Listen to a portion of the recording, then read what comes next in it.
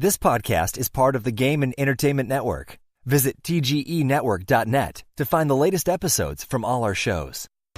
It's time for AggroChat, the official podcast of the Tales of the Aggronaut blog and stalwart gaming community, where we talk about stuff and things, and the stuff about the things, and sometimes gaming. I'm Belgast, and let's start the show. Hey folks, it's that time again. Time for another episode of AggroChat. This is episode 168. Tonight I'm joined by Ashgar. Hello. Grace. Hello. Kodra. Howdy. Tam. Hello. And Thalen. Hey there.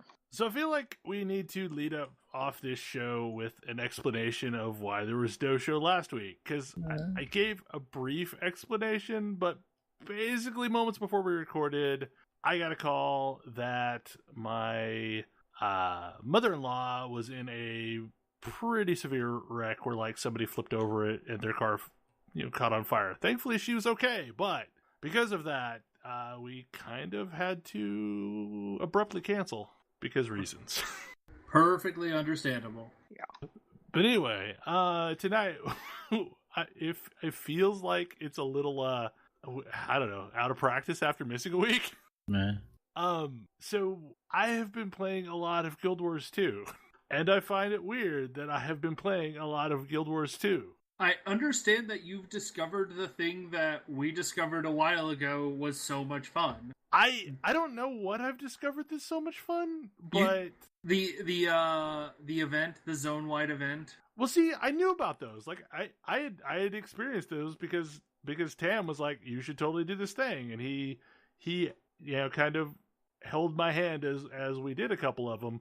But I don't know, like for whatever reason, even with that, the game hadn't really clicked with me. And then all of a sudden I started playing, I don't know, over the last couple weeks in part because it's so bite-sized. Like there's always something going on and you can do as much or as little as you want to do at any given time and still feel like, you accomplished something. And it only took like 5 years for that concept to click with me. Like, I mean, I'm not joking. Like, the game came out roughly 5 years ago at this point. Yeah. And, the anniversary is at the end of the month. Yeah, so yeah, like, I don't know. Like, I have struggled for years with this game, trying to figure out, what everyone saw in it that I wasn't, and then all of a sudden I'm seeing it and I'm enjoying myself. It definitely is an adjustment. It's so different from what I think that's part of it, is like it is so different from what I'm used to calling an MMO. Yes. Like it is a vastly different kind of game, and because there's not the quest-driven interface, it feels like there's less going on, but in truth, like there's way more going on. Because the zones themselves are so insanely intricate. Yeah, the zones aren't just a backdrop for the quest interface. And there's a lot of times where, because this is going on, you can also do this, this, and this. And without really spending a significant amount of time in the zones, you don't really see that. And like, there's a lot of stuff that I'm seeing on revisiting the zones on my alts that I didn't remember from before, or I just wasn't paying enough attention. Yeah, I feel like it defies being classified into a, like, it makes me think, you know how you comment sometimes that you try to make every MMO look the same? Yeah. And Guild Wars 2 totally defies that. Like, you can't. And it doesn't want to fit into the same buckets as other MMOs. Like, if you try to fit it in, like, oh, this is how this piece fits in, and this is how this piece fits in, and I understand all of these pieces, it's like, you're sort of not seeing the whole thing. Well, and I also kind of, like, I remember when we were doing fractals, and I was like, oh yeah, now I get why this game is cool. And I had a bunch of people comment, oh no, like, true Guild Wars players don't like fractals. They think it breaks the feeling of the game. And to some extent I can get it, because, like, a lot of the content works in a very different way than the traditional MMO experience. And fractals, to some extent, feel like the traditional MMO experience. Run dungeon to get currency to get gear. And like the traditional Guild Wars experience seems to be like run a bunch of stuff in zones, sometimes get something interesting, then that spawns a whole sequence of events to do something with that something interesting. Yeah. It's way more about events going on and your participation in events than it is like your personal quest log. Well, and the other thing that's like really hard to get used to is the fact that for like the last 2-3 years, I've been wearing functionally the same gear, and I'm still relevant wearing that gear. I mean, that's not entirely true because I've picked up a couple of Ascended pieces, but for the most part, like, I'm using the same gear that I've been using for a very, very long time. Yeah. And it's not that big of a deal. Like, I do not feel like I am under-geared. I do not feel like I am less useful. It's just, in order for me to be really useful, I need to spend a lot more time doing stuff in the world so that I can unlock, like, the various account-wide talent unlocks that give access to gliders and to, you know, the various stuff in Maguma that like the bouncy shrooms and the weird tunnels underground and access to weird little chests that spawn. And sometimes there's stuff in there and sometimes there's not. Yeah. I mean, and it feels like it's not a gear grind game, it's a time grind game. Like, your time spent participating keeps moving the dial forward. And it's not necessarily tied to your gear, and it's not necessarily tied to any one specific thing. It's just go do stuff. Yeah. Whatever that stuff is, go do it. And you will eventually get, you know, to do more and more interesting things as a result of it. What do you enjoy doing? Go do those things. And I think the thing that I wasn't doing last time we were playing is I wasn't doing the daily completion bonus thing. And what I've experienced off of that is like, so every day there's stuff going on where it tells you to go do, 3 of 4 possible things or 5 possible things? 3 of 4. And you get like big rewards for doing it. And you get straight up handed like 2 gold for doing it, which is still a lot of money for this game. And what I'm finding is that through doing that, it usually gets me out into the world just enough that there's something else going on that then drives me to go do once I've gotten my completion. Yeah. Like, I'll notice that this event is going on in this zone, so let's go over to that zone and do some more of it. Or I did kind of want to get back to doing the story because I was in the middle of the season 2 story when I was last played this game, apparently. I had just literally started season 2. Recently I just started season 2. I had just finished up the main story about a week ago, and that was cool. Like, it only took me 5 years to get through it, but that was cool. I mean, it took me 4, so not much I can say there, really. And I don't know, like, there's a turning point in the story where it stopped seeming like complete and total nonsense, and I actually started caring about what was going on. And I'm not exactly sure what finite moment that was, but there was definitely a point where, oh, I'm actually interested in finding out what's going on with this world. So were you doing this on the Warrior? Yeah, on the Warrior. When we originally played, story quests were every few levels, and they changed that at some point while we were gone to be every 10 levels, and therefore you get an entire chunk of story at once, which makes it much easier to make sense of. Oh, okay. Yeah, I've noticed that. Everything always felt so But disconnected when I was trying to play it as a whole. I agree with you. The level 60 story is definitely a bit of a turning point. Once I ended up operating out of the keep out of Straits of Devastation, that's when things really changed for me. And I don't want to say much more other, for spoiler purposes, but I don't know if that was just a thing for my path or... Nope, that happens for everyone. Okay, that's where everybody condenses into one thing. Level 60 storyline is where they all sort of meet up. Level 70 storyline depends upon a choice made during that level 60 storyline. And then 80 is kind of long and takes a meandering path to the same place. I don't know, the final quest was amazing. like that was a really cool sequence of events. It took forever, but it was really cool. I did it with Tam the first time, so it was reasonable. It was challenging to solo. Like, it was a thing. I was impressed with how difficult it ended up being solo. They used to make you do the actual dungeon version of that. There still is an actual dungeon version of that, but the story version is... The current end of story version is a lot easier than that used to be. I had weird flashbacks to what's the World of Warcraft dungeon that's got Deathwing in it. I can't remember the name of it. I actually don't remember. Hour of Eternity? Maybe? No, that's the dungeon. I don't know what the raid is.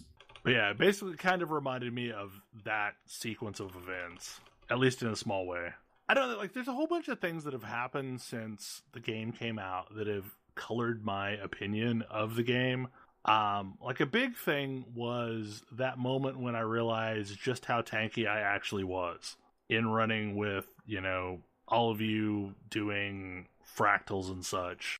Like, up until that point, I felt like I was super squishy. The game just sort of uses a different sort of calibration for that sort of thing. Nobody can take a lot of hits without some help. Right, and I think it kind of helped me learn to play in a way where I could focus on my strengths and, you know, kind of mitigate the weaknesses of my class. I mean, because I still play Hammer, like, it's primarily what I use, but I've kind of kicked aside the Greatsword for now. I actually like Warrior Greatsword a lot, but it is only for doing damage to things. Right, it is. You are fairly squishy when you're being a Greatsword. And with the way that the big zone events work, it just works better if I equip a ranged weapon. It really just does. Like, I either need to be a hammer and actually tanking things, or I prefer to, like, rock the either the great bow or the rifle. I did one of the Verdant Brink bosses with Sword Torch on Guardian the other night. It just makes you do an interesting dance. Yeah.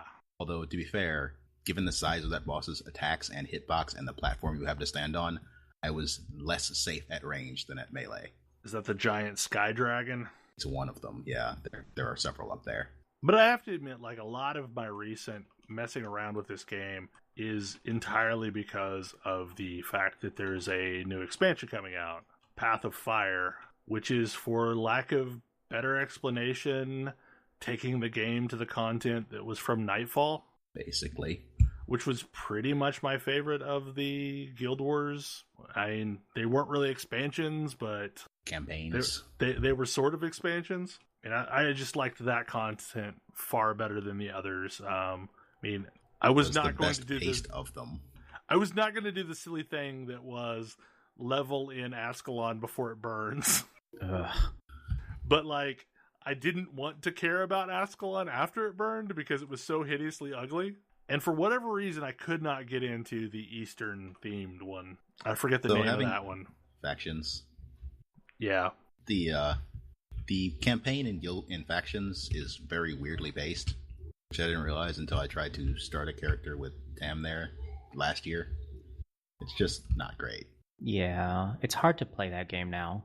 It is very hard to play that game now. My biggest problem all along was just the lack of jump. I don't know why. That's a thing for me, but...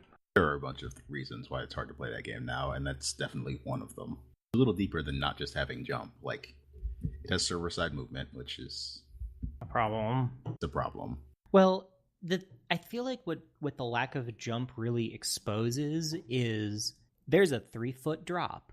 I have to run 20 yards around it rather than just hopping down 3 feet. There's no way to, like, just hop that gap. Which is admittedly, like, part of the problem with old world Final Fantasy XIV zones. Like, it's gotten less bad each time they've done an expansion, but, like, some of the original ones are really bad about that, too. It's really interesting to see how this game has evolved since base release to Season 2. Now that I know what the Season 2 zones are. Dry Top and Silver Wastes. Yeah. And then, like, so both of those zones were kind of them working on trying some stuff up.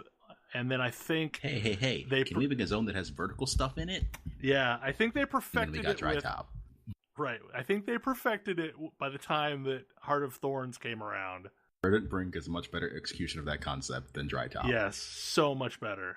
Guild Wars 2 does the thing. I really appreciate how its movement and flight/gliding works. because it requires some work and it makes you appreciate movement. I don't know. The game does a really good job of making me appreciate movement, even just like from place to place. And that's admittedly like one of the things I'm looking forward to the most with Path of Fire is they're doing something that Sony tried to do with EverQuest 2, but then ruined. Like they had land-based mounts, and then they had gliders, and they had leapers, and they were cool. And for a period of time, that was all they were going to give players. And then they released an expansion and put flying mounts in. And then from that point on, the other mounts were just... Mounts mattered. Right, like the other mounts were just objectively inferior at that point. And I'm really interested in seeing if a game can design interesting content based around the fact that you have, you know, like, 4 mounts that do different things. So I have played the very, very first mission in the Path of Fire content because they had a preview weekend up, and they give you the Raptor during that mission. And it's interesting because it lets you solve tools that your glider did not solve, specifically large horizontal gaps. Interesting, because it jumps really far. It just jumps really far. Yeah, which you could only do as a glider if you could somehow get up higher on one side.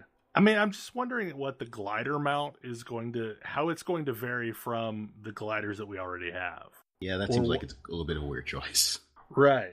So, like, we already have easy gliders, unless it has much more stamina and can glide way farther than our backpack gliders. Your backpack glider can glide forever eventually if you get the mastery up high enough. I am not. Once you get that high enough, basic gliding no longer consumes stamina.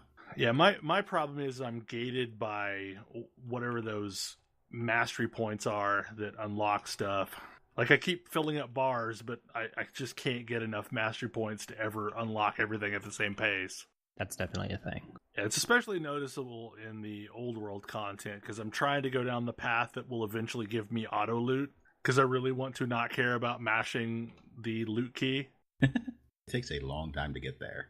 I have not even paid attention to central tier. I've been putting everything into fractal mastery. Weirdly enough, I've been spending most of my time in the old world just because there's so much of it. And that's, I guess, the biggest takeaway that I have spending much time in this game is it's just massive. It is a really big I world. thought it was a big game already, and now I've gone to zones that I didn't even know I didn't have unlocked. Because I guess I've not spent much of any time around the Azuran area.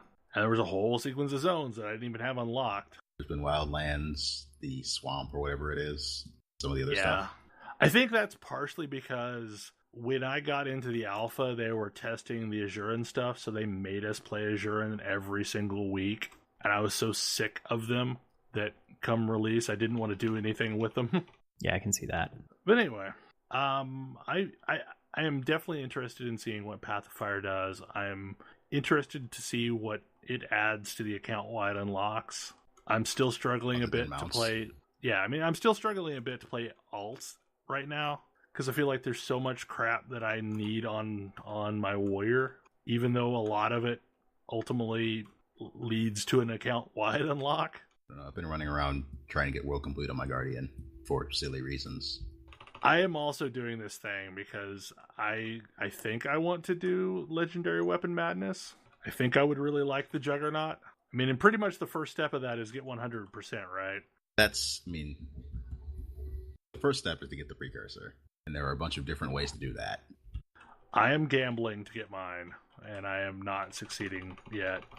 That's not a winning way, really. Well, like, I'm doing content that is eligible to drop it, but I'm also saving every rare and exotic I get and gambling. I mean, since there's a whole list of things that can drop precursors. Yes, there is a whole list of things that can drop precursors. Isn't that list of things mobs that are in the game? Basically. Yeah, but there's also, like, things that have higher chances that are various event types. I mean, the chance of dropping a precursor is still, like, 0.001% or something like that. It's not great times, but it seems like probably crafting the best a thing precursor to get it. Well, you that can go also through a seems series like of steps to craft a precursor, which involves the Central Tyria masteries and the legendary crafting thing. Or you could farm 300 some gold and buy a precursor off of the trading post. I don't think Juggernaut goes that cheap. The precursor for it does. Okay. No. The hammer itself is like 5,000. Yeah, no, it For was like 300 it was like you can get the precursor. it was 3,500 the other day, and that's the only one that I've actually seen up lately. They're usually all up, but not for prices I would ever be willing to pay. But I feel like legendary weapons are a brand of madness. It's like, I mean, it's not dissimilar from the kind of madness that you have in Final Fantasy for, Pretty those similar weapons. if you want to go through the legendary crafting process. It's actually very, very similar. You have a list of tasks. Some of them are ludicrous, but if you do them, you can get this thing. Except the problem is if you do them, you get a precursor. Right, and you still have to do all of the madness So you have to do the rest of the with... madness to get the weapon. Right. Probably the part of it I'm looking forward to the least is the world versus world stuff. Yeah, getting a gift of battle is not great. I figure I'll do that eventually. I figure I will do that if I am close in other ways. There are so many other things I need to do that I haven't bothered yet.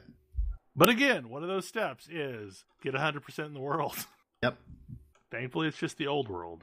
Just the old world. Not anything that's been added in the living story either, so you don't have to map complete dry top, thankfully. Ugh. If you want one of the ones added during Heart of Thorns, you need to complete those 5 zones.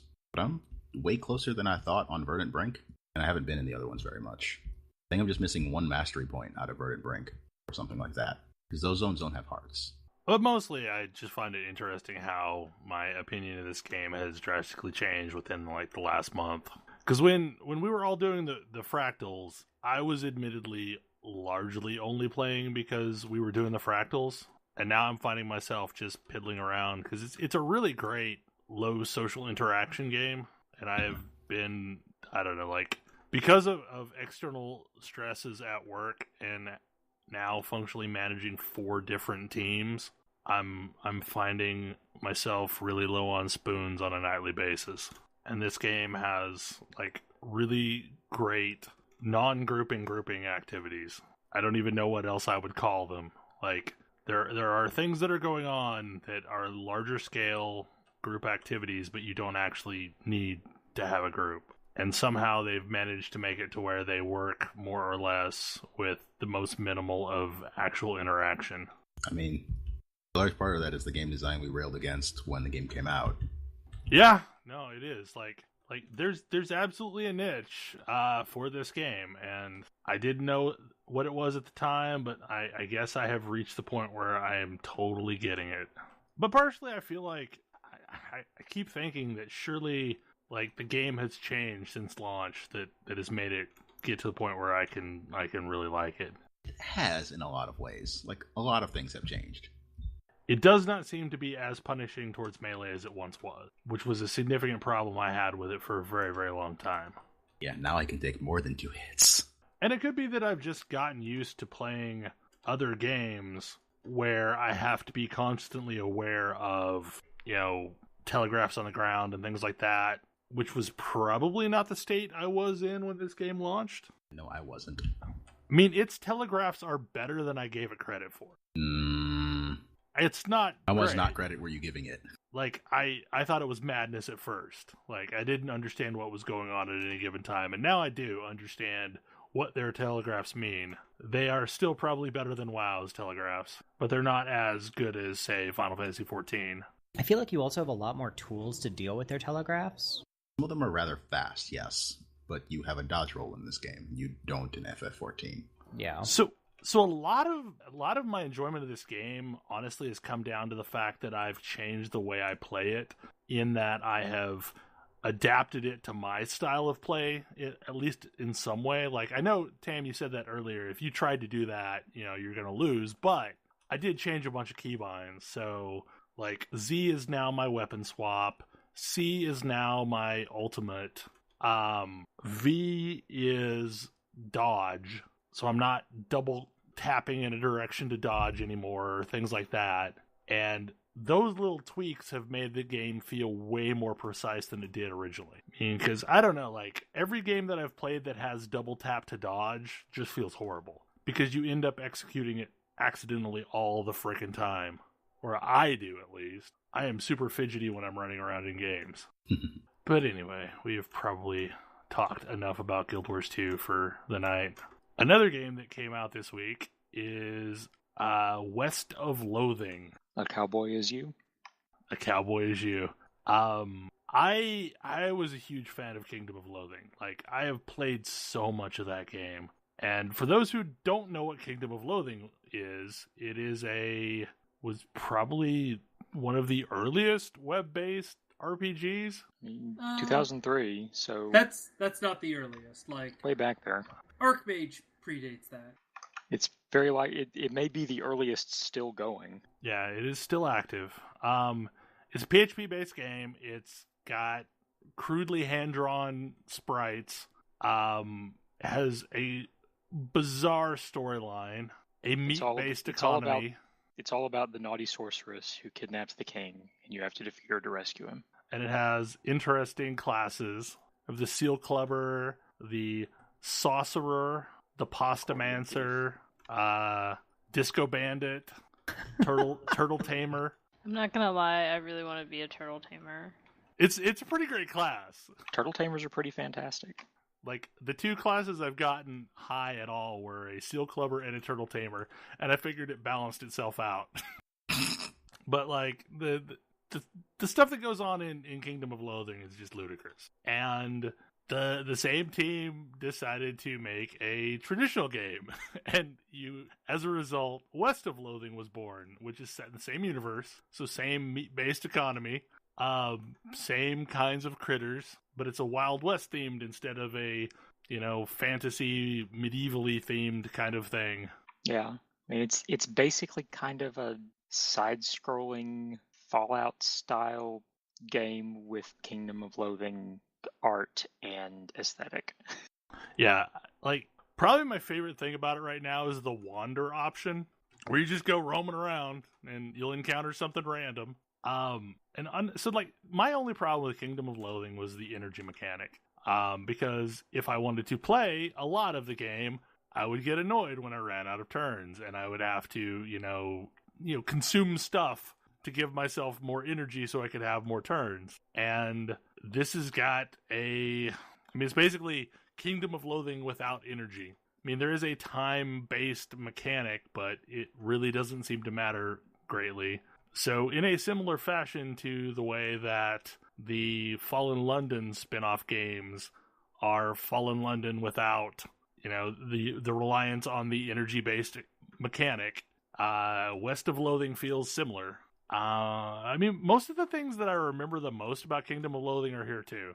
Like, they're great, insane side quests. Like, before we started recording, Thalen was talking about, where he was just at in the game, where he fed children's blood to a crazy doll. The blood of murdered children. Yeah, which is totally different. It's a little darker than I'm used to Kingdom of Loathing getting, but, I've seemingly gone down this whole necromancy path, and I'm not really sure what's happening, but, like, stuff happens every time I read one of the necromantic tomes, and now I can summon skeletons, and, like skeletons and skeleton skulls to come fight for me. Skeletons and skeleton skulls. Yes, totally different types. I don't believe you. No, I don't. I didn't make the game. And apparently the backstory is the West of Loathing was basically the cows came home, and this was a very very bad thing because they were demon cows. Yes, and they have fangs. The cows ate entire families and burned their ranches down. But for some reason, despite this, you've decided that going west is a good idea. So there's this whole intro sequence to the game, and I think one of the more interesting things is, like, there's absolutely a way to screw this up to where you can't encounter a lot of the stuff because you failed to do stuff in the correct order, or you traded away the wrong item at the wrong time. And once you're out of the intro, you can never go back. So, yeah, I didn't find the skinning knife until after I had killed the rattlesnakes. So no silver pocket watch for me. Well, and I don't know, like I couldn't find the third stick of dynamite, so I couldn't do whatever was happening in the mines. I completely missed that.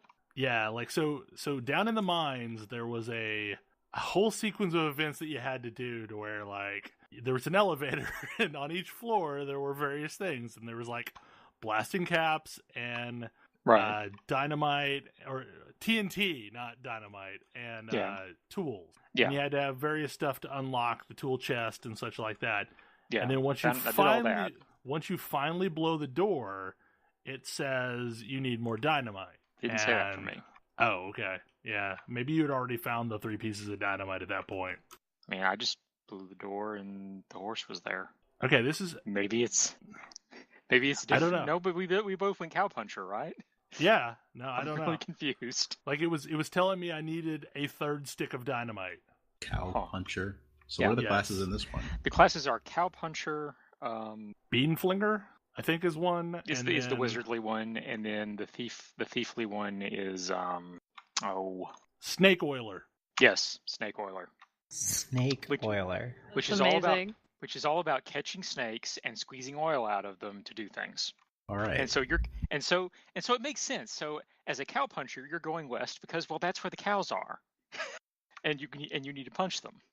As a beanflinger, you're heading west because there's desperate need for cooks out west because the cows ate them all. And as a snake oiler, you're headed west because that's where all the best snakes are. Well, And like the Beanflinger is great because it's like a bean golem Bean Golem. that fights for it, and Yeah, because it's all about. So magic in Kingdom of Loathing tends to be food based. Like because the it's two, a meat-based Sure. economy.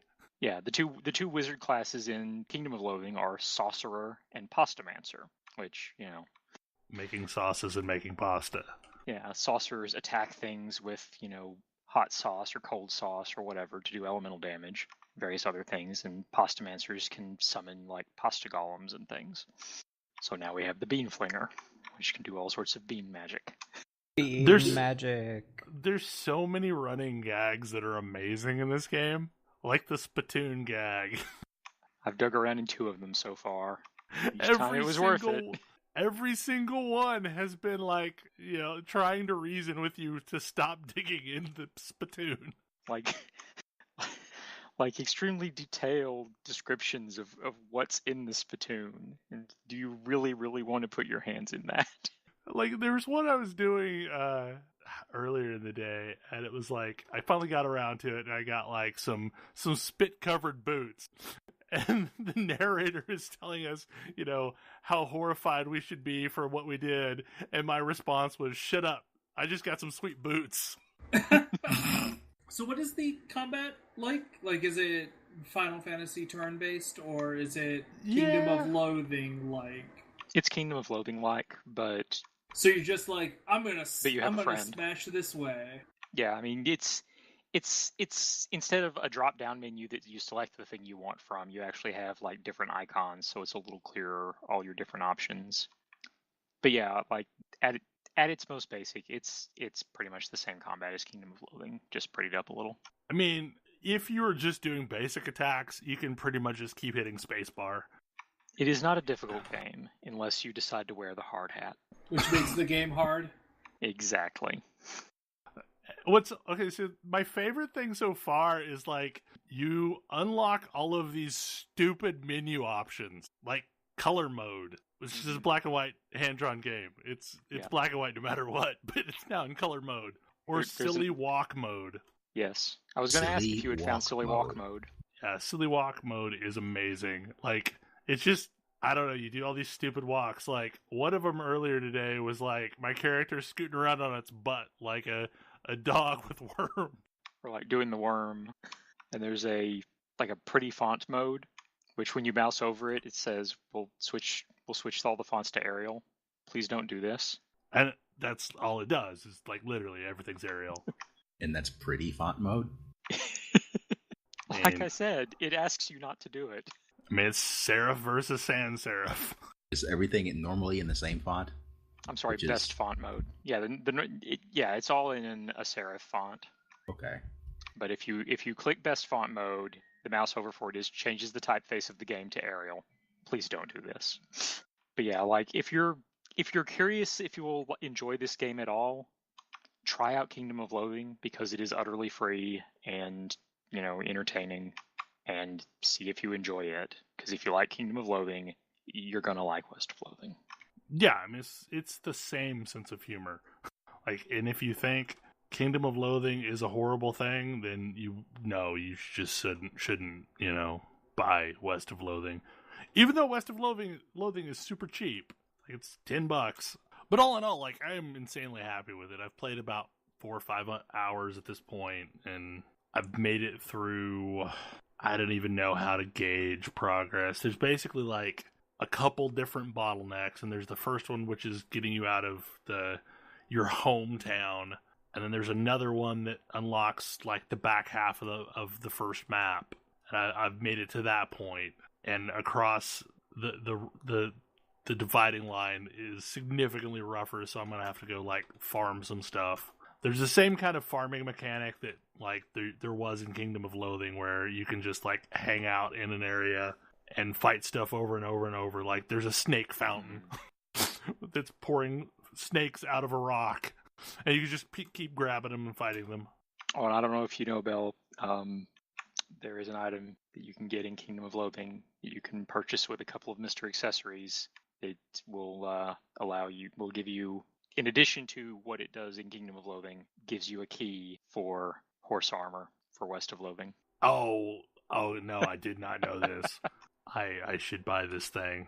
I will never feel bad about giving the Jick money. Yeah, I don't know how much money I've given Jick over the years, but it's probably over $100.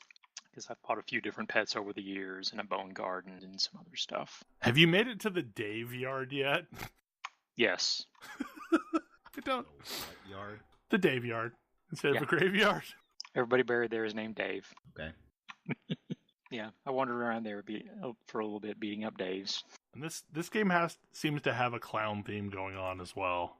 I Because mean, you end up fighting clowns a bunch of clowns. Clowns are one of the classic enemies, so I've only seen the one goblin so far, but I suspect there may be more in the future. Oh no, there's plenty of goblins. You can learn to speak goblin, in fact. That's one of the reasons, because I found a book that teaches me how to speak goblin, so presumably there'll be some to speak to. Yeah, you encounter a lot of goblins randomly. Then there's like some places where you'll be fighting, you should be fighting a type of mob, but there are cows there. So first you band together to fight the cows, and then the second the cows are dead, you fight each other. So there's like back-to-back fights, because everyone has their priorities straight. Damn those cows. But it's a really good game, and you should totally check it out, because it's well worth the $10. Sounds like it. Okay, so Grace, before we started recording, you said you have spent some time playing a bunch of mobile games. Yeah, I don't know how many is a bunch, but I've been playing more mobile games than usual because, I mean, there's been a giant gaping hole in my heart since Justice Monsters 5 got shut down, and I've been trying to figure out how to fill that with something.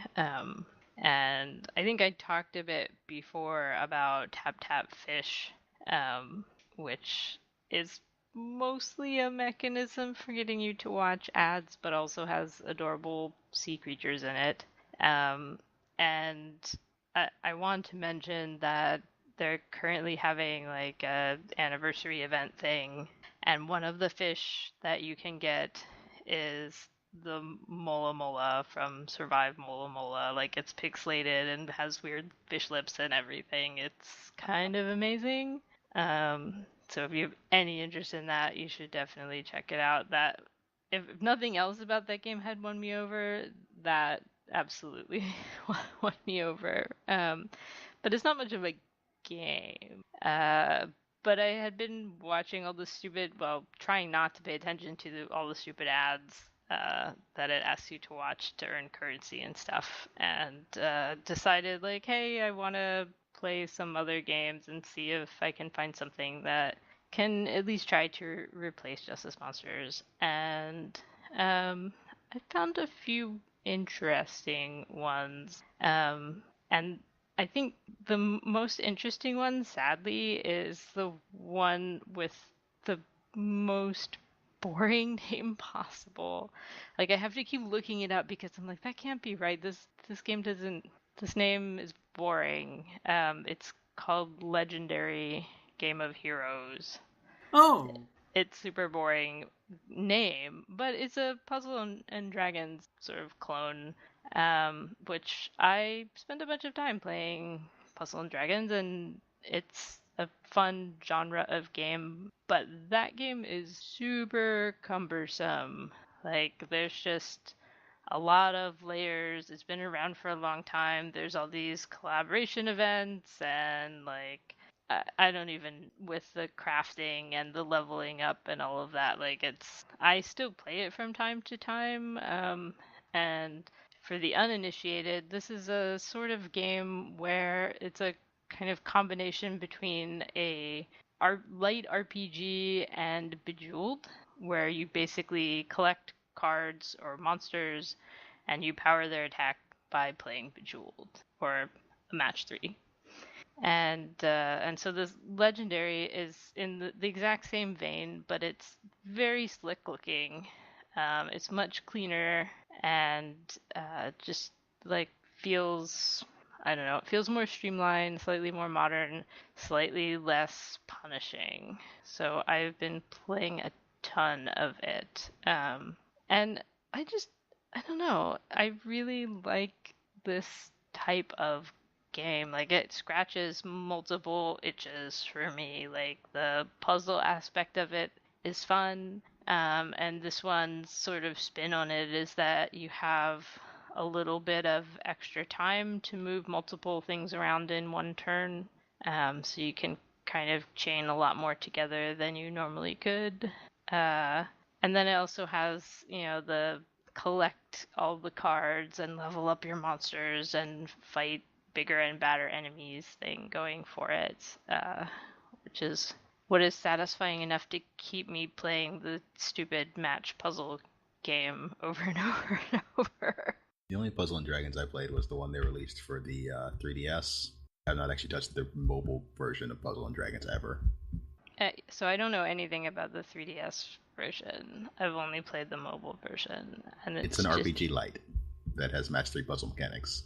Right. So, like, I suspect that the mechanics and everything are the same, but the thing that kills me about Puzzle and Dragons is that, like, there's just all these different ways to evolve your various creatures, and you have a lot of basically items in your inventory that, especially when you're new to the game, you never know, like, is this a monster? Is this like an XP item? Is this a catalyst for evolving something? Like, what is this? Because they all have stats, even if they're terrible stats, and they all take up space in your card inventory. So that was like one of the first things that I love about Legendary, is that all of your catalysts and all of your like XP things go in their own separate inventory that doesn't have a cap. So just your cards or your monsters go in your main inventory.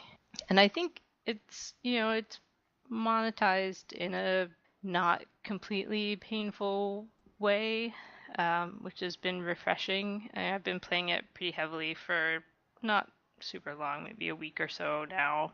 And I don't feel like I've been compelled to spend a bunch of money on it. But if I was, there's a few packs of things that seem like they're reasonably enough priced that I wouldn't feel pained for giving them a couple bucks. I wouldn't feel like I was being ripped off. But they seem to have pretty, like, every few days or so, a new event.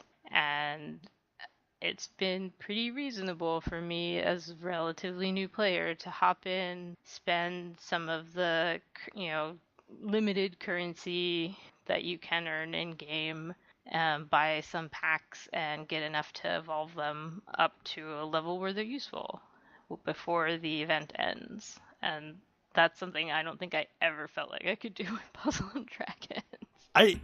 That's honestly like one of the things that I have trouble with when it comes to mobile games, is it seems like there is a vast array of pricing schemes, from like Alpha Bear, which is spend a little bit of money and get, never have to worry about, one of the resources again, which seems totally reasonable, to like Final Fantasy Record Keeper, where every purchase of anything is complete nonsense. Like, it is not worth it. Like, no matter what you're doing, it is not worth it to spend any money on that game. Yeah, Whereas like pricing is bad, and they should feel bad. yes, as a Yes. whole, any of their mobile games I have ever seen have had just nonsense pricing. I mean, as much as I love Justice Monsters 5, I did not give them a dime for that game, and I don't feel bad about it because their monetization was just bonkers. Like, if there had been something that was reasonably priced that either would have gotten me a bunch of monsters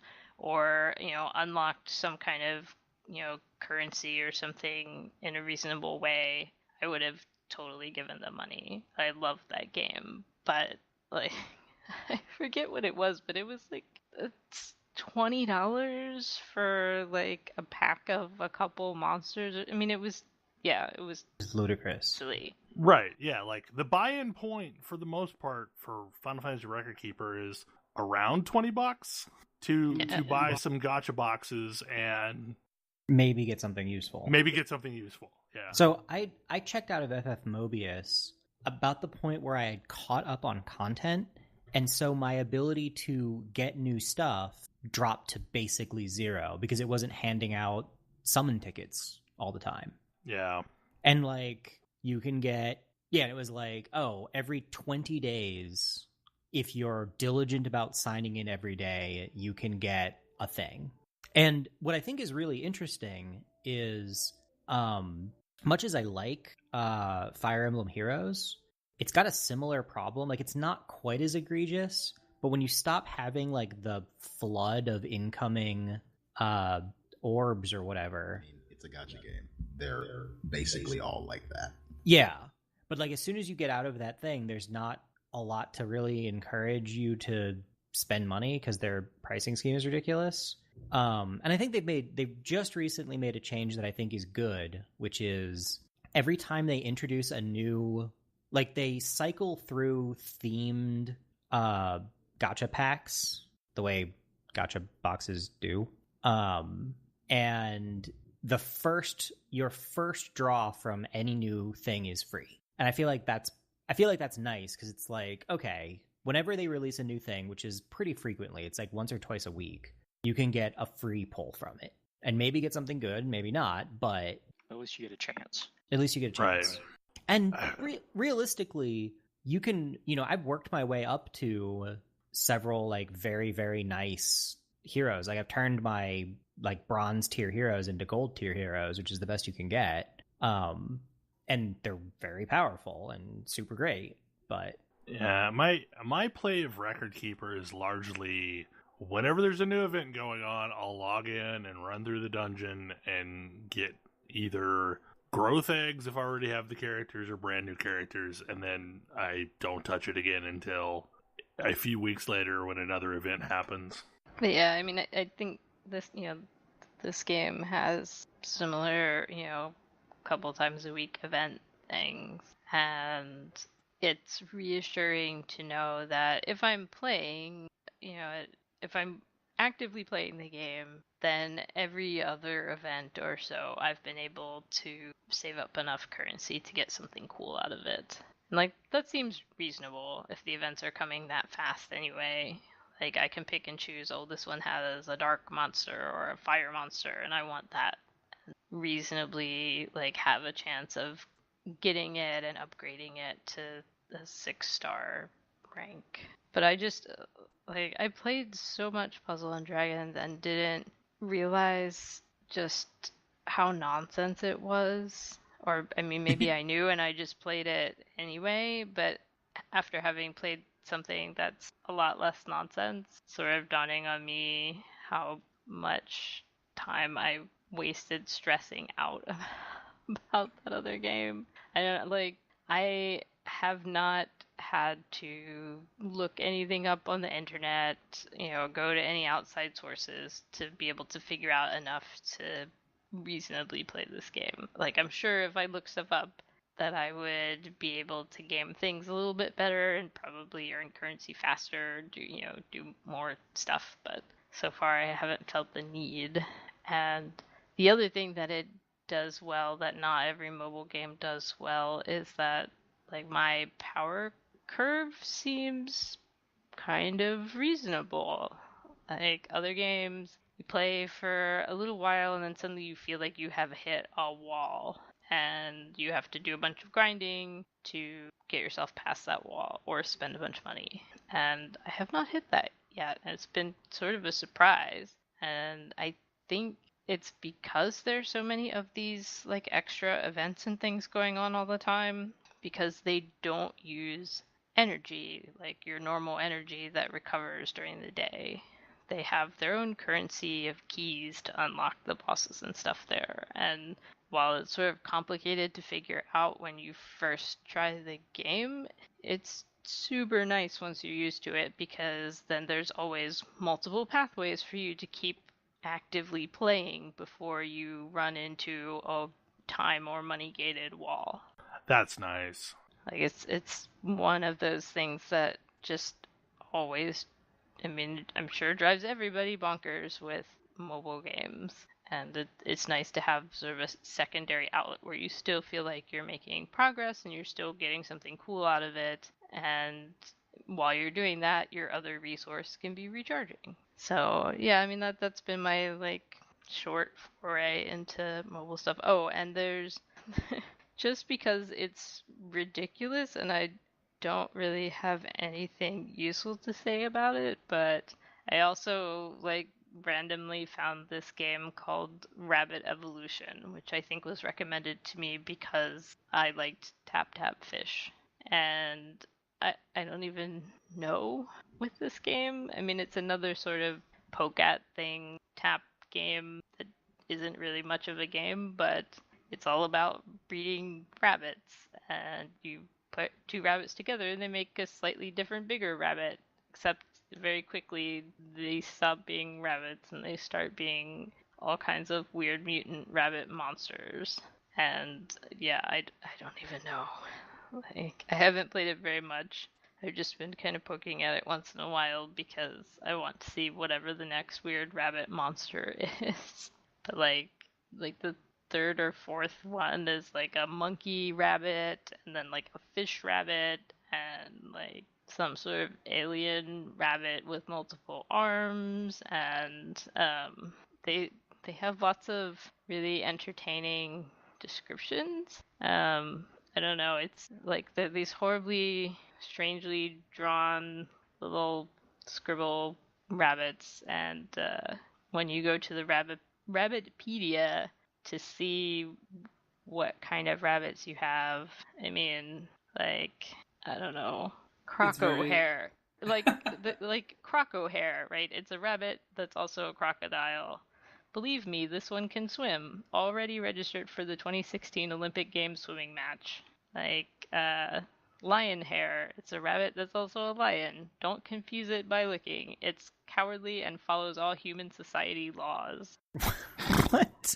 Like, I mean, this game is strange and pointless, but it's sort of worth downloading for a couple minutes just to look at how weird it is. Won't cost you anything, and it's pretty weird. I think, let me see if I can find this because it's sort of worth it. My favorite one is like a rabbit unicorn, and its description is: a legendary animal reappears in the world on a rabbit body. The longhorn is used to dig tunnel to nearby country without visa. So Interesting choice. yeah. Well then. Anyway, weird mobile games, decent mobile games. If anyone has any recommendations of things, I'm still searching for that perfect mobile game that will replace Justice Monsters in my heart. But at least for now, Legendary is a pretty decent substitute. I am also like looking for suggestions for mobile games, largely because the game store interfaces are total garbage for finding anything interesting. Yeah. Like, Yep. I wish I knew a site that, you know, gave reasonable recommendations. Touch Arcade tries. I haven't been there in a long time, though. Because everything gets lost in the interface. Like, if you thought Steam was bad, that is nothing compared to the mobile markets.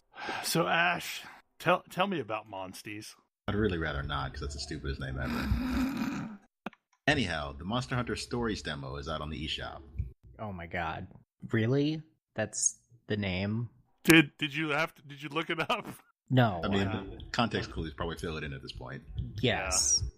It's a combination of monster and besties. Yep. Like, it's, yeah. So that's stupid. But Monster Hunter Stories is a monster collecting, breeding, whatever have you game set in the Monster Hunter world. Because the Monster Hunter monsters are not normally known for being terribly friendly. Right.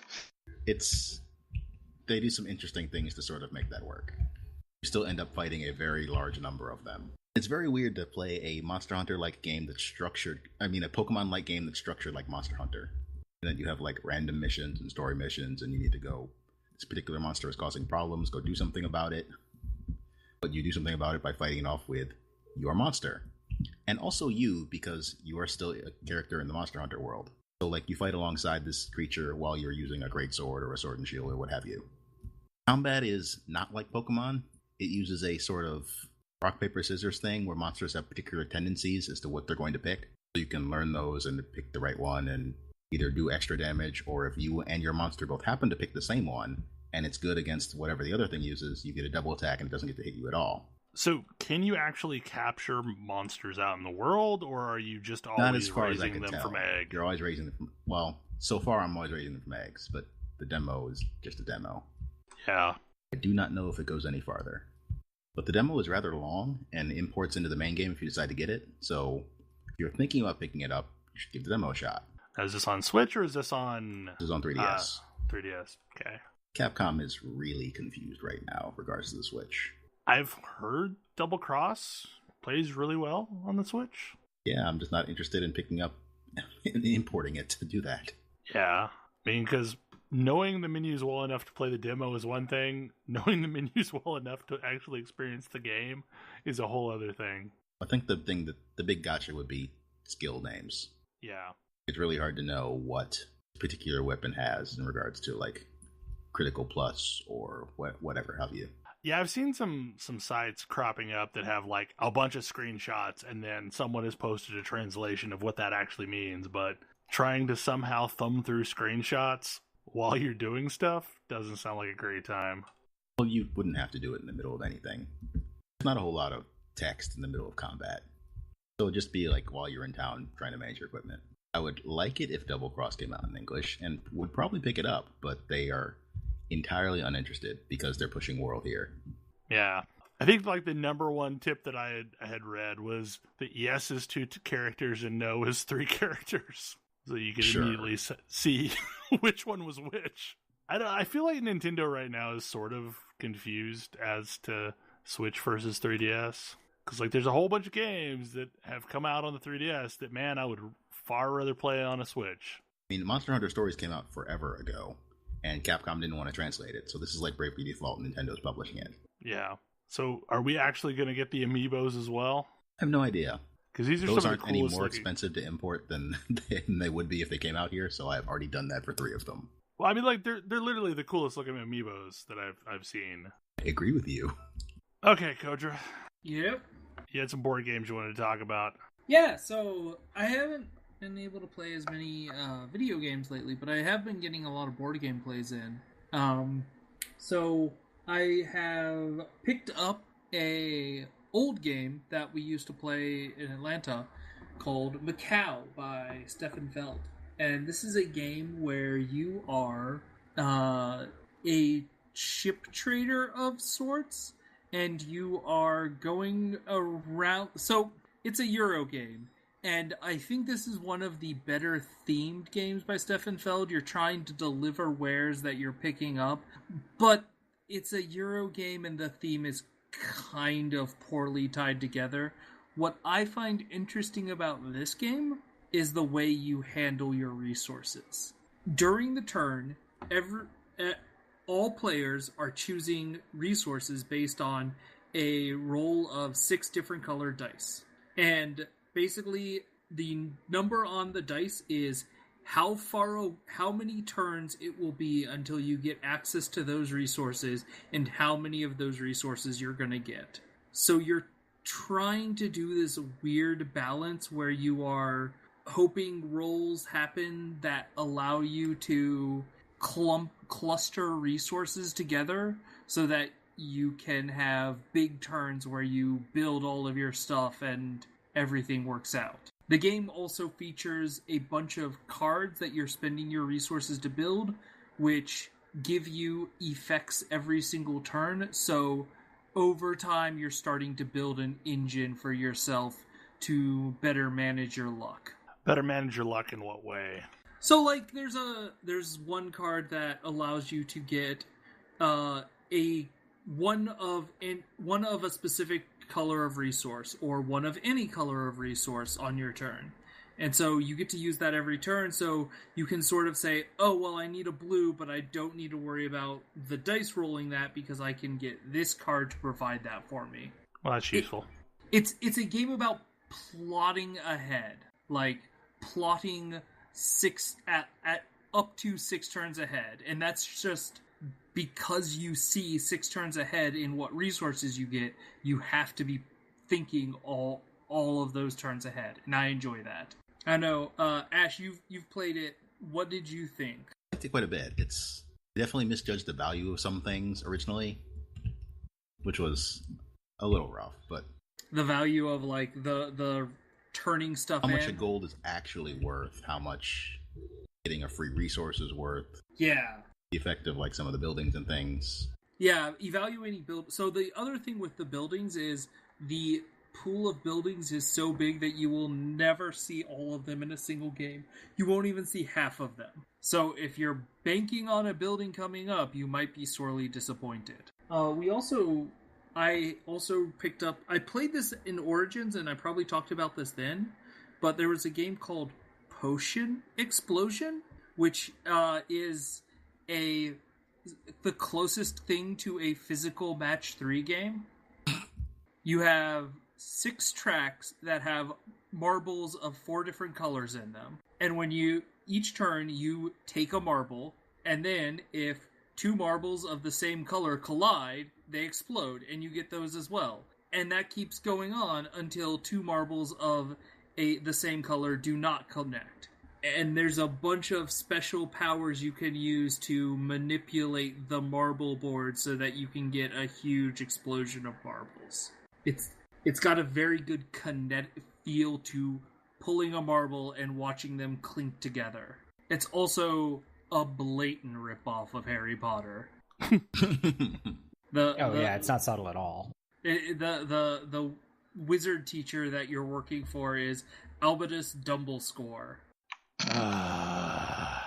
So I guess when you're blatant like that, you can, claim to be a parody. Yes. That game's just, it's really fun. Like, you're gathering marbles and you're making potions, and it feels satisfying watching the board move. I'm afraid that its board component is going to break down and I'm going to have to build one of my own at some point, but whatever.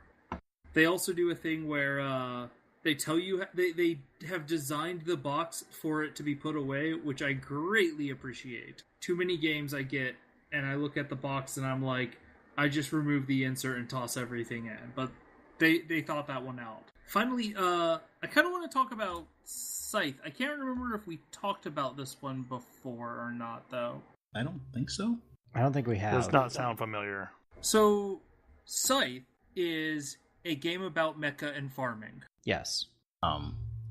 Yep. You are one of 7 vaguely European nations trying to claim land in this weird steampunk setting. Yeah.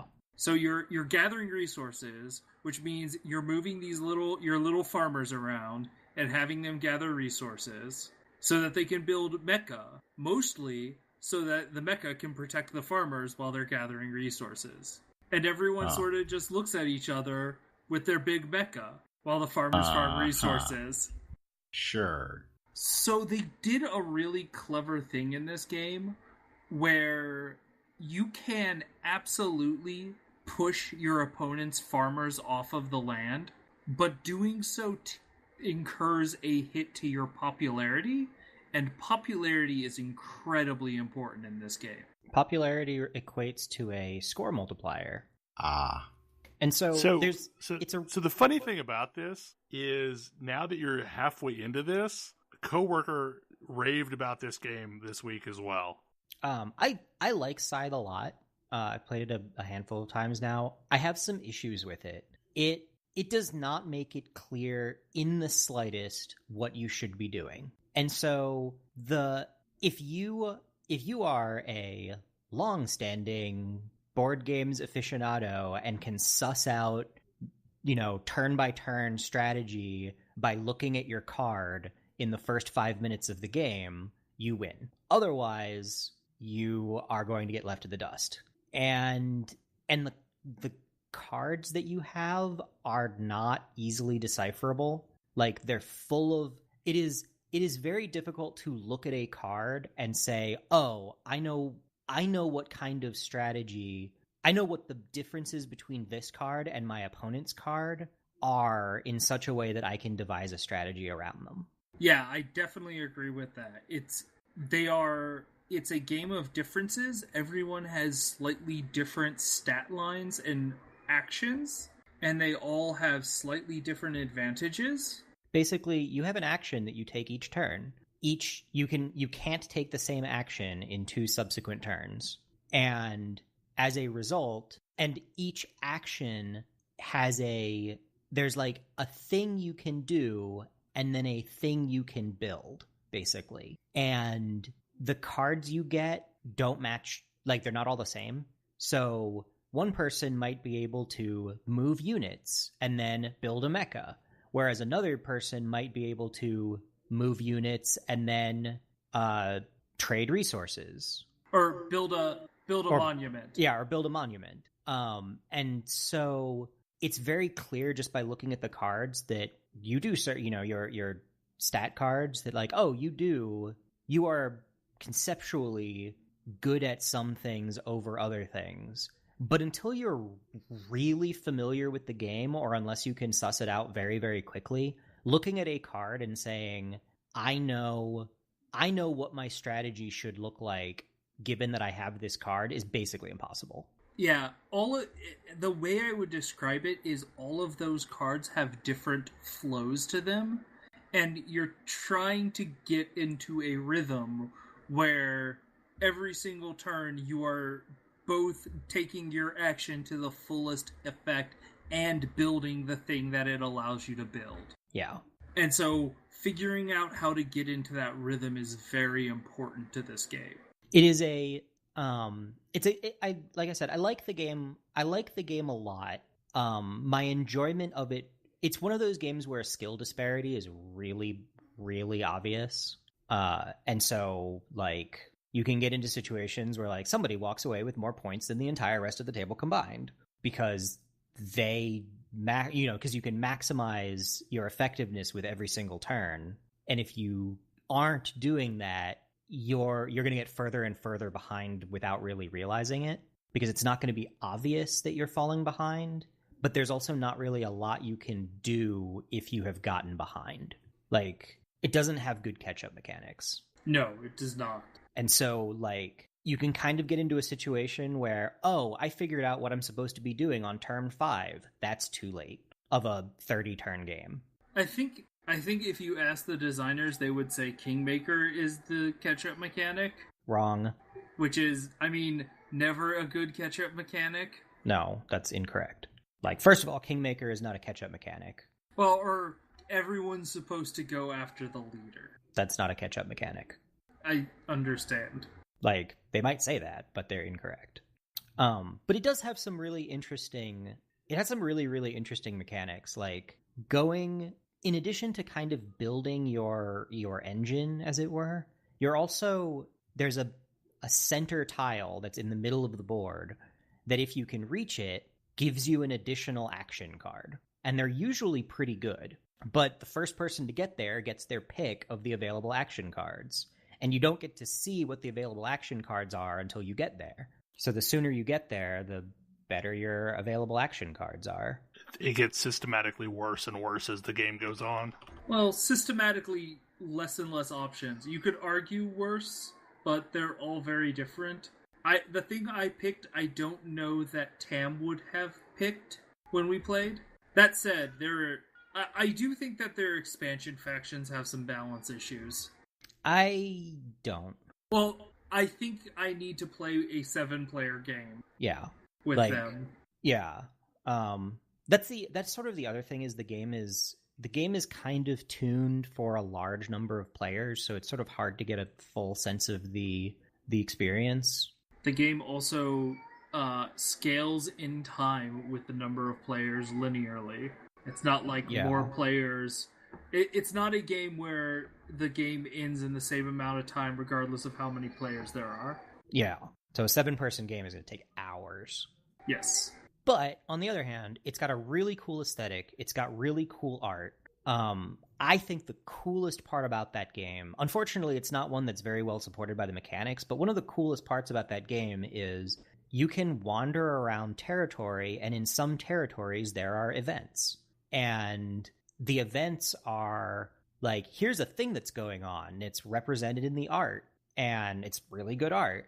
And based on what you're seeing there, you can take a variety of actions, and they'll give you different returns based on the actions you can take. And there's usually like an action that is a small amount of straight benefit to you, an action that is a large amount of benefit at some cost to you, and then there's be a huge dick and get a bunch of benefit out of it. But take a huge penalty to your popularity. But yeah, usually take a penalty. It's almost always take a penalty to your popularity. And as mentioned, popularity is a score multiplier mechanic.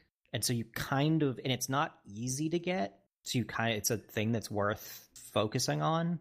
Yeah, my friend said that it was way easier to lose it than to ever gain it. Yes. Well, and that's the thing is, it operates as a very, very good anti-bullying mechanic. Like, a player, it isn't necessarily a good call if a player does not have a strong, like, defense force. You can go and bully their farmers, but they're going to take significant hits for you doing so. And like, yeah, they're going to kick you out of your territories, and they may steal your resources if you haven't had the ability to gather them or spend them. But like, that's not going to be without cost. And so it kind of has a nice cooling effect on like rolling around with a bunch of mechs bullying everybody else, which I think is the kind of thing that a game like that needs. That's what I kind of expected it was going to be as you described it initially. Yeah, and it can be, but it's not a winning strategy to do so. And I think that's a really important piece of things. Like, you get into these very interesting stalemates where, you know, getting into a fight is an action that can get you closer to victory, but you really have to pick your battles, and bullying farmers is not good for your score long term. Like, you might do it if you really have to, but most of the time you shouldn't. In a lot of ways, your farmers act as a better defense line than your mechs.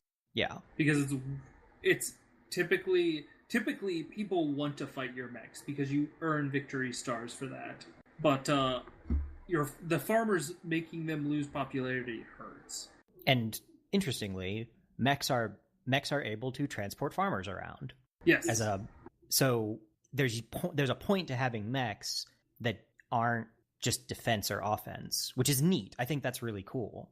One of the big things that the game really emphasizes is your ability to move through types of terrain, like over rivers, for example. Like, rivers are a really nasty blocker because how do you cross big rivers?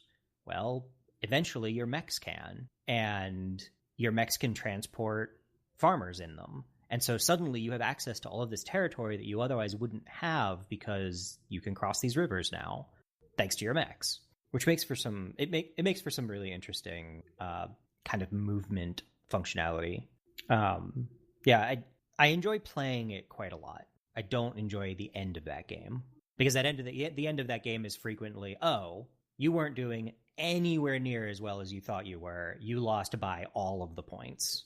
Like, you got totally trashed and didn't even know it. And like that's not a good feeling. But like the lead up to it is really neat. They've also developed a game that they really wanted to end with a battle over the center. And they have done a very good job of building a game that ends with a battle over the center. Yes. Territory control matters, and the center is worth a lot of territory. And if you can trigger a game-ending condition by taking the center territory, you have gone a very long way towards victory. It's a big swing. I do think they need to... That game has a couple balance issues that we haven't talked about. Like, military stars need to be tuned in some way. They aren't terribly attractive to pick up. Oh, like getting into fights? Yeah. I like that. Like, I like that combat is a part of the game, but is a relatively de-emphasized part of that game. Yeah. I think that's a strength. Yeah, my friend said that would frustrate the hell out of me. because I would want to run around with mechs killing everything. Yeah, and there's a point, you can definitely do that for some amount of time and get returns for it, but there eventually comes a point where committing more resources to fighting people is not really a winning strategy. But I also think that it's possible to get a strong enough military early on in that game that you could literally just bully all of the other players out of the game for the rest of the game if that were better, if there were more incentive to fight constantly. Certain factions do have a big incentive to fight a lot. It's true. Like, the factions are different enough and their mech abilities are different enough that it is pretty asymmetric how the strategies work out. Like, yeah. There's a faction that can upgrade their mechs to just not take a penalty of their popularity when they bully farmers. They are the bully faction, but it's just one faction in a pile of 7. Yeah. They have if you're familiar with Small World, how you'll have like 2 cards that together make up your faction. That's how this works as well. You have you have your country and then your type of industry or government or whatever, your ideology maybe. And the ideology card determines what your actions look like, and your country card determines your starting position and what your mech abilities are and so on. Yeah, my friend's commentary was that it was super fun, but also intensely dense, and that it took several hours just to reach a point where you felt like you had equilibrium to be able to play faster. Yes, it is an incredibly dense game. And the choices are very complex. Because this is also a game about sequencing and thinking several turns ahead. So I think like the last major talking point of the night is that y'all actually played some Commander. Game of Commander did get played. It was actually quite fun. Yeah, I mean, Magic that lasts longer than 4 turns functionally is pretty fun. Playing Commander reminds me a lot of playing bad Magic. Like, nobody has 4 of anything. Like, when you're playing bad Magic and you like bought, I'm going to date myself, a couple of starter decks and some booster packs and like made a deck out of that. Like, nobody has a lot of good, like, people might have good cards, but they don't have enough of them to make a totally functional combo strategy out of them. And Commander feels like that, but with more interesting cards. I was going to say, Commander has a lot of interesting cards in it. Yeah. And so it's like, you get much more interesting cards and you still have like themes and mechanics going on, but it still has that, I get bored of, oh, well, I only have 3 of this card, so I can't make a deck with this card in it because I need 4. Or like, this card is really cool, but I only have 1 of it, and you really need 4 of this card to make a deck with it. So, well, I don't get to use it. And like, Commander kind of turns that on its head, which I think is cool. It was pretty fun playing the game where 2 of us didn't know what our decks were. Like, we had a vague idea of what our decks were doing, but not like a fully featured one. I thought that was really neat. I would play Commander exclusively with decks that people don't know what's in them, because I think that would be hilariously fun. Like, I think that is my ideal Commander setup, is everybody is playing decks that they don't know what's in it. That sounds amazing. It sounds so much fun. And that's ultimately the magic I like, is when people are playing with big decks with a bunch of random stuff in there, and you just kind of deal with whatever happens in the course of the game. yeah, you don't know what you kind of know what you've got, and you have no idea what your opponent has, and stuff happens, and it's neat. That's why I call it bad magic, because it's like extremely low level play. I mean, admittedly, like, that's a lot of my most favorite memories of Magic the Gathering was bad magic. You know, back before we cared about 60 card deck limits, and back before we actually, you know, focused on 1v1 magic, we'd all sit around the table, and at first it was free for all, and then eventually we developed the Jihad, Vampire the Eternal Struggle of, what is it, I think, Prey on the left, Predator on the right, where you basically, like, defended against one side and attacked on the other side. But that made some weird bargaining going on, like, when someone got Karma on the board, everyone wanted to kill the person who had Karma, which, for, you know, reference is you take 1 damage every upkeep for every swamp you have. But, yeah, I mean, like, you know, there was one person who never played black, and the rest of us always mixed some black in. So, like, there was some bargaining that happened on the table when someone actually threw down Karma. I mean, that's sort of the thing with Commander, right, though, is if somebody gets ahead, the rest of the table starts to turn on them. And so there's a definite strategy to staying under the radar, as it were. Staying just behind the curve. Or staying just at the curve, so no one thinks you're the ones in the lead. Man, I just want to play cards. You did, in fact, play a bunch of cards. We did. We played a bunch of cards. All kinds of cards were played by everybody, which is the ideal situation. I mean, that was the thing. That was the other thing that I thought was really cool, was I felt like we all got to do the thing that whatever our deck was supposed to do, we got to do it. It wasn't like, I don't know, it wasn't like War Machine, for example, where you have a construct that's supposed to do a thing, and your goal is to do your thing while making sure your opponent can't possibly do their thing, because then one person has fun. And I felt like everybody got to do cool stuff in our Commander game. It wasn't like, oh, we got shut out, didn't get to do our thing. We all got to do a thing, and then as we got ahead, our things would get dismantled. Yeah. And it kind of went around. Which is really the politics part of Commander that I need some work at. Yeah, me too. But yeah, like it worked at, it basically continued until, in my case, me. It came to a sudden stop. I mean, but in either case, like, it could have been I feel like it could have been any of the three of us, but we just reached a point where we asked a question that neither of the other people could answer. And eventually, answer is a copied Comet Storm for 14 kicked so that it hits both players, also at the table, is not really a thing that can be answered. Well, I mean, you totally answered it. I answered it once. You did. And I had another answer to that answer. It was like it felt like a game was going on. Yes. Yes, it felt like there was a game in which we each were making moves that countered each other's moves and moved the game forward, which is not my regular experience playing Magic. What I find funny, though, is, like, apparently there's more than just this gathering of people that have been longing for that, because Commander is among the fastest growing formats. Oh, yeah. I can believe that. Speaking of which, it just got a lot more support this week. Well, next week. Or something like that. They've been in the wild for a while. What? Well, Commander decks have, but Commander 2017 just got the deck list released today. Or yesterday. Yeah, I mean, Bill says he has spotted some of those decks in the wild. I have seen some of those decks in the wild. Even though they're not supposed to be out for another people may or may not be breaking the embargo. Interesting. Shocking. Anyways, I'm super excited about this cat deck. The decks this year are... Normally they do some sort of color wheels themed cycle, though there are like 5 decks.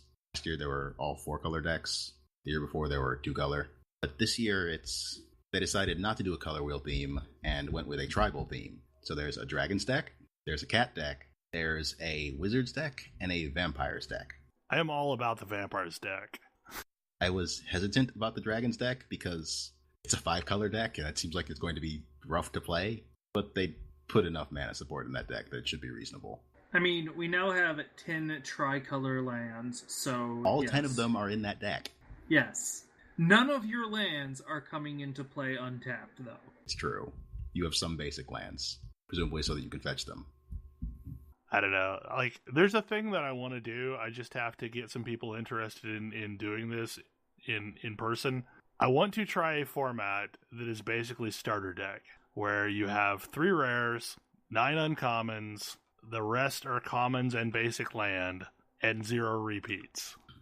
I mean, well, other than if you want lands. some actual support for that, the Commander Anthology exists. A little expensive, but it exists. They printed 4 Commander decks in 1 box. Yeah, and unlike the previous anthology, it's not all of 1 year. It's like not all of one year. One of each year, and like only one of those is really one of the rare, super expensive decks. It's true, but I think the one from 2014 one may be a little questionable. I don't know if that green deck is actually very good. It's funny, but Which the one? The one with the Planeswalker on it. Oh, I think that's fine.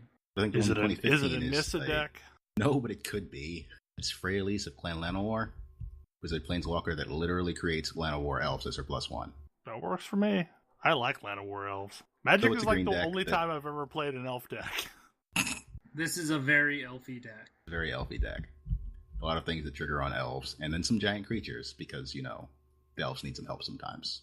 So I think the dragon deck is good. Might be the best. I'm not sure. I think the cat deck is funny and has some of my favorite flavor cards, like Hungry Lynx. Hungry Lynx is a funny card. Hungry Lynx gives all of your cats protection from rats. It also gives all of your opponents a rat on their turn that is a 1/1 with Death Touch. And whenever a rat dies, all of your cats get +1/+1. That is so bizarre. So your cats eat the rats, and then they get fat. I mean, the state of Magic is just weird right now. Like, having not really poked my head in other than, you know, when Kodra U gave us updates on given expansions, just the state of modern Magic and the at least 4 expansions a year, it just, I don't know, that just seems weird to me. How is it weird to you? Also, that's fewer than it used to be. Yeah, well, okay, maybe it's fewer than it used to be, but it's like way more than when I was actively playing, because there were, you know, a year or so between expansions, usually, I think. It just feels like there's so many cards out there. There's so many cards. There are a lot of cards out there. A lot of cards are happening. Well, and like at any given point, there are so many things in Modern. Yeah, Modern's getting pretty big. And I guess like part of it is I wonder if they're going to need to split like Modern into Old Modern and no, really, New Modern. Actually modern cards. I don't think they've just, I don't know, like I'm not sure if they've recovered from the switch to when they removed the concept of yearly releases of white border cards. And maybe that's why they have so much allowed in Modern right now. Is they're missing the core set concept that puts the basic toolkit needed to make a deck? You mean Standard? God, I'm confused by their formats. Standard is the last few blocks. Modern is everything since they switched the current borders. Okay. I guess I meant Standard, because Standard feels like it has a lot of stuff in it right now. Whatever used to be Type 2. Also, I think they agree with you. I think we're getting a core set starting next year. We're going to get core sets back. Yeah, we're getting core sets back. That's probably good. As they figure out what the actual problem is with their former structure. The Modern Masters sets are weird too. Those cards exist to get things into Modern, mostly. Yeah, but like, there's a situation where I was looking at the various set lists, and Tarmogoyf exists in every single Modern Masters. That's because there can never be enough Tarmogoyfs for Modern. Why is that? No, Tarmogoyf is the creature that's power and toughness are equal to the number of cards and all number of card types among cards in all graveyards. Because it only costs 2 for that effect. Oh. It's a colorless and a green, so it's really cheap, and it's like a 2 colorless green for probably a 5/6. or a 4.5 or a 5.6. It's pretty beefy. Yeah, that's pretty good value. It's pretty great value. I just thought maybe it was an inside joke. No, Like they're going to reprint it in every single Modern Masters. no, it's just a really good card. Like the inside joke is, wow, look at this really great card. I think that's a different thing. I mean, I feel like they've had ample opportunity in the bajillion sets that there's been to create something better than a Tarmogoyf. I don't know why you would create something better than Tarmogoyf. It's already more value than you're expected to get. Yeah, Tarmogoyf's already too good. They don't want to create a better thing than a Tarmogoyf. But it's not good enough to be banned. No. It's I mean, sort after of all, like... it's just a creature. It's just Cough. a creature. It dies to Doomblade. It's just like the best creature in a green stompy deck. Typically black-green stompy. I just find it funny that it's like not even the real Lurgoyf. It's just a different Lurgoyf. Kind of like for a period of time, there were Atogs all around, but they weren't the actual Atog. Yeah. I don't know. So it seems like it's from Future Sight, which is like, this was designed to be something that you see in the future. And I'm pretty it's the future sure now. Yeah, so when I look at the stuff that's come, I'm pretty sure it was supposed to be part of like a Delirium mechanic set, which is very similar to that ability. And yeah, that doesn't really exist anymore for probably good reason, because that was too good. The other thing that like just floors me with Magic is, and I mean I've commented about this before, but like the fact that like they have all of these expansions and at any given time there's a handful of cards that are actually valuable, and then the rest is just, you know, bulk. So like Magic doesn't seem to hold its value the way it used to. And it's potentially all the reprints and potentially that they just keep flooding it with more cards. Unless you're on the reserve list. Cough, cough. Yeah. So basically everything is legal in Commander, but my interest in acquiring cards ends where it meets the reserve list. And what's funny is like Pauper isn't even a quote-unquote cheap format, because there's a lot of stuff that used to be common is now rather expensive to acquire that is perfectly legal in Pauper. Like I'm pretty sure Twiddle was a common. Is Twiddle Twiddle like... has been printed as a common every time it's been printed. Yeah, Twiddle was common. Yeah, I was gonna say, I have a bunch of Twiddles. Yeah, I also have a bunch of Twiddles, but like I think that has actually come up in value over the years. I did It hasn't sell been printed in a very long time, but it has always been printed as a common.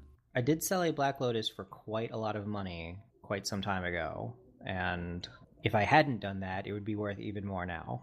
Yes. Yep, that's one that only goes up. Yeah, I don't have much of the Power 9. I have a Time Vault and an Ancestral Recall, and probably I have stacks of Sol Rings. At this point, I have quite a few of them. Probably the most valuable card that's held its value that I have is Library of Alexandria. That is definitely held value. Unfortunately, mine is not in the greatest shape. I mean, Ancestral Recall obviously has also held. Yeah, but I think Library is worth more than Ancestral Recall. No, I don't think so. Not no. likely. I know Time Vault isn't terribly worth... I mean, it's not worth a lot. It's worth some. That one was always a weird one, because you had to have sacrificed a turn at some other point in the game. Or not. You can find some way to untap it yourself. Like, yes. I don't know, Twiddle. Or Icy Manipulator. A Warframe loadout that includes Frost is called Icy Manipulator for that card. That's awesome. Well, it's probably getting about that time. Anything else that we want to talk about before we start to wrap things up? It is really exciting and funny to me to listen to how heavily Brian has gotten into orcs. That is funny. Like, I'm not shocked of all the army types, but it's pretty amazing, and it'll be fun. I look forward to playing more. I'm super anxious to see them in his paint scheme. So, I do want to talk kind of briefly about this, because I finally got to play a game of it, and I don't know if I talked about the game I played, but you didn't. I've played a lot of minis games. I played Infinity and I've played War Machine, and I've never really gotten into any of those. And what I discovered playing this is that those games really stress me out when I play them. They just cause a lot of anxiety. There are a lot of points in those games that you can screw up and really do harm to your ability to win. And in 40K, that just doesn't really happen. Like, there are a lot of the gotchas just don't exist. Or they're very even between players by design. Like, you can have a bad thing happen to you if you, like, fail a charge roll.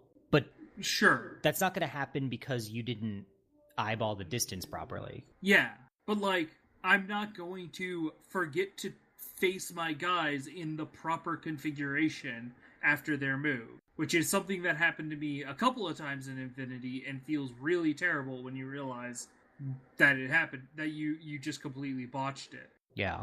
Because that's one of those things that I don't think about as part of a move. Like, make sure that your model is facing the proper way so that you've got the right sight lines.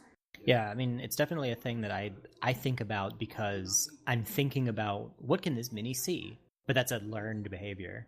But anyway, yeah, I've been like taking in I've been taking in like criticisms of other minis games and what are things that aren't fun and so on to try to find like what is the midpoint, because there's a lot of different minis games out there, and it is both funny to me and incredibly ironic that the game that actually clicks is 40K. Like the one that doesn't have, because it doesn't have a lot of gotchas. It's meant to be able to just play it easily and fun and put your models together in a way that makes you laugh, and it works. We've continued to prove that it is impossible to assemble an orc mini incorrectly. Orcs are really funny. Yeah, and putting together 40K minis is a lot better than putting together basically anything else I've ever played with. Yes.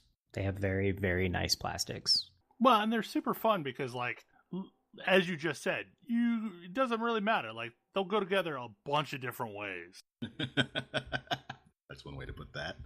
I mean, mostly like for like ground troops and stuff like that. Like, you get arms, you got heads, you got weapons, and you put it together however you want them to go together.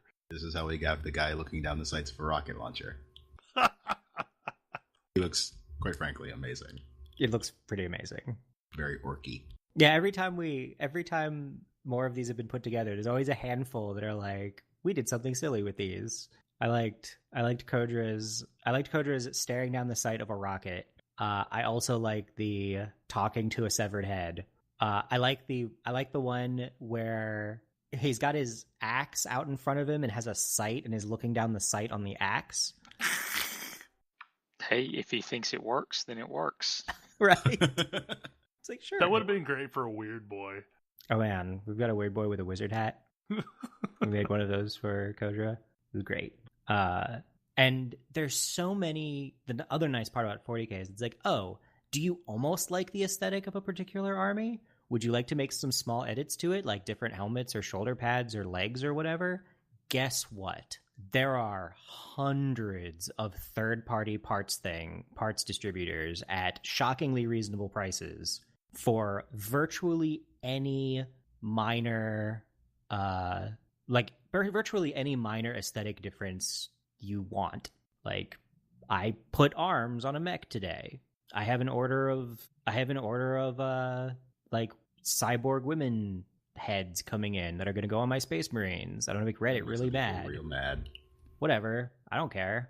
They're going to look awesome. And they're going to all be in power armor, so who cares? Like, whatever. They're going to be in power armor. It'll be great. People make these parts, and I'm super glad they do. I mean, I have a feeling they probably exist, namely because there are no Sisters of Battle plastics.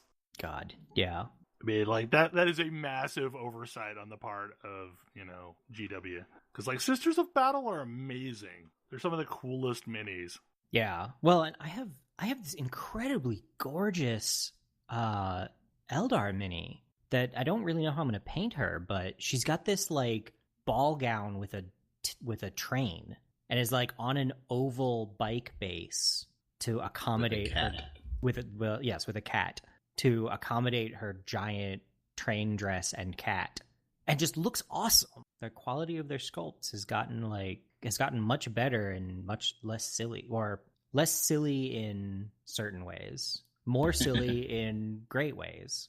But yeah, they're fun to put together, and I look forward to figuring out how I'm going to deal with a tide of orcs. Kill it with fire. Only 60 more to go for your 1,000-point force. Jesus, so many orcs. It is. I plan to have a lot of orcs. I mean, orcs are kind of like Imperial Guard in that you just get a bunch of them for the points, right? Yeah. Yeah. You certainly can. Yeah, I don't think they're quite as disposable as Ig, but yeah, orcs are about lots and lots of them. Yeah. You could spend some points on a thing to make one of your orcs better, or you could just spend those points on more orcs. And usually more orcs is the correct choice. Unless you're making all of your orcs better. Which is the best thing. Well, okay. That's probably all for tonight. It is good to be back, and it's good to have recorded a normal episode. And hopefully everyone will join us again next week as we do another one. Good night! Good night! Good night. Good night.